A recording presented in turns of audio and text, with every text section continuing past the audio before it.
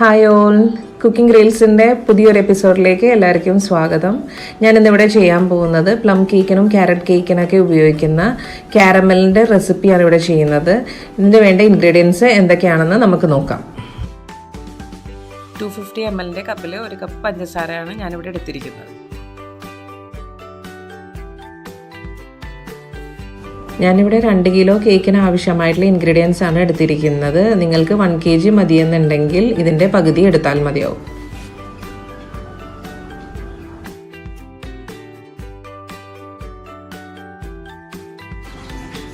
ഇപ്പോൾ പഞ്ചസാര മെൽറ്റായി തുടങ്ങിയിട്ടുണ്ട്. ഇത് കംപ്ലീറ്റ് തരികളൊന്നും ഇല്ലാതെ മെൽറ്റായി വരുന്നവരെ നമ്മൾക്ക് വെയിറ്റ് ചെയ്യാം. ആവശ്യം ഉണ്ടെങ്കിൽ ഇടയ്ക്കിടയ്ക്ക് നമ്മൾക്കൊന്ന് സ്പൂൺ വെച്ചൊന്ന് ഇളക്കി കൊടുക്കാം.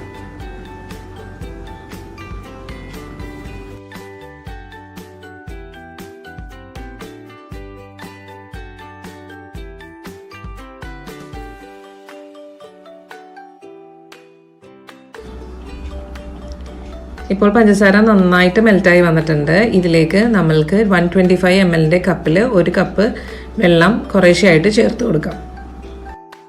വെള്ളം ഒഴിച്ച് കഴിയുമ്പോൾ പഞ്ചസാര കട്ട പിടിക്കും. അത് നമ്മൾക്ക് സ്പൂൺ കൊണ്ടൊന്ന് ഇളക്കി ശരിയാക്കി കൊടുക്കാം. ഇത് മീഡിയം ടു ഹൈ ഫ്ലെയിമിൽ വെച്ച് ഒരു 5 മിനിറ്റ് നേരം തിളപ്പിച്ചെടുക്കാം. നമ്മളുടെ തേനിൻ്റെയൊക്കെ ഒരു പാകത്തിലേക്ക് അതിൻ്റെ ടെക്സ്ചർ വരുന്നത് വരെ തിളപ്പിച്ചെടുക്കാം.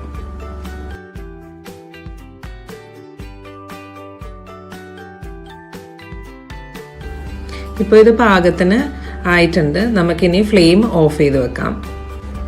അങ്ങനെ നമ്മളുടെ ക്യാരമൽ ഇവിടെ റെഡി ആയിട്ടുണ്ട്.